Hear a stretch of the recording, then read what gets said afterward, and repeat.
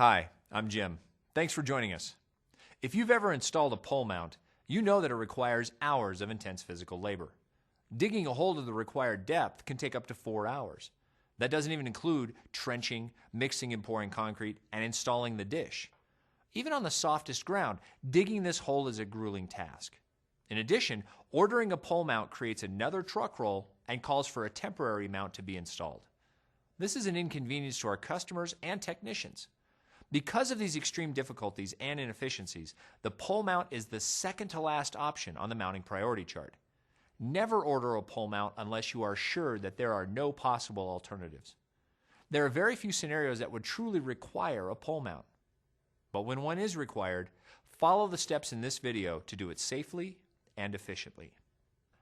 Never order or install a pole mount until you've consulted with your manager to make sure that there are no alternative mounting options. Remember, you can always use your smart mobility device to send a picture of the installation environment to your manager for consultation. When determining a potential location for the mount, stay as close to the house as possible. This will minimize the length of the trench that must be dug to bury the cable. Since digging will be required, an underground utility company such as DigSafe must be called to come check the area for any buried utility lines. Contact the underground utility company and schedule an appointment for them to come out. You'll receive a reference code confirming the appointment. Next, work with the customer to schedule a date to complete the pole mount installation. Be sure to enter the reference code and install information into the ETA Direct Notes for the appointment. You will then need to call Dash to schedule the follow-up installation. It might take a few days for the underground utilities company to come out to the site and clear the area. In the meantime, you must set up a temporary NonPen mount to provide the customer with service until the area is cleared and the pole mount can be installed. For a dishnet NonPen mount, this includes a box which contains 6 angled rails, 4 struts, mast, and a hardware kit.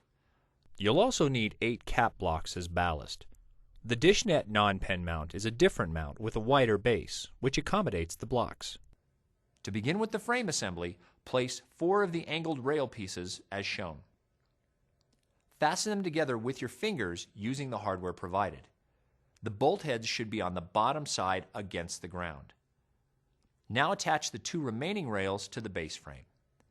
These center rails will be used to hold the mast in place. Visibly square up the base frame and tighten the hardware using a 1/2-inch socket wrench. Attach the mast to the base frame using the hardware provided. Use the 4 struts provided to secure the mast to the base frame and tighten all the hardware using a 1/2-inch socket wrench.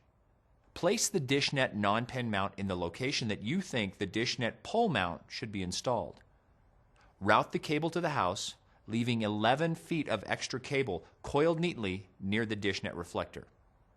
5 feet for the length of the pole, 3 for the service loop, and 3 for the length of the arm. Remember, when carrying blocks or any other objects, lift with your legs to avoid strain on your back.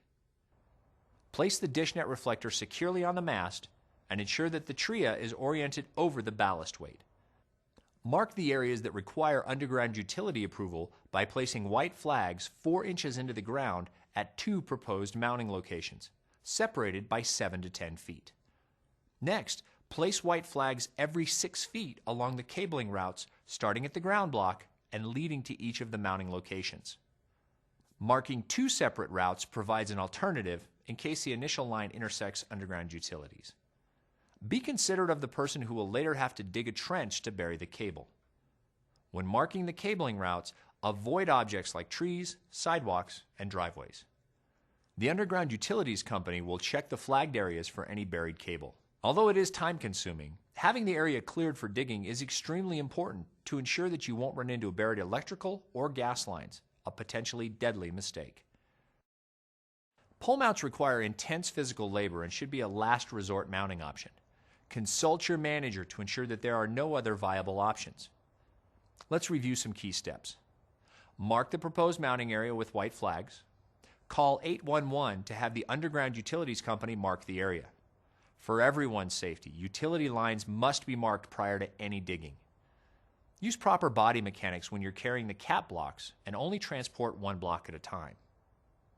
That's all for now. Thanks for joining us.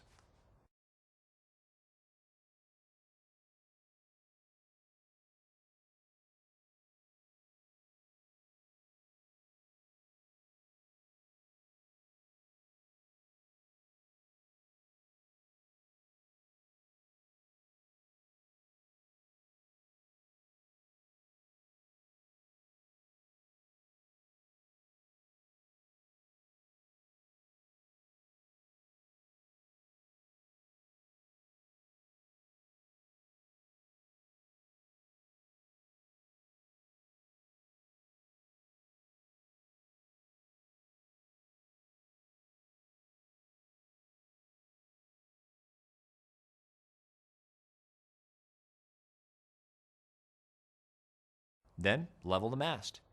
This is especially important on non-pen mounts because the ground that they sit on may not be level.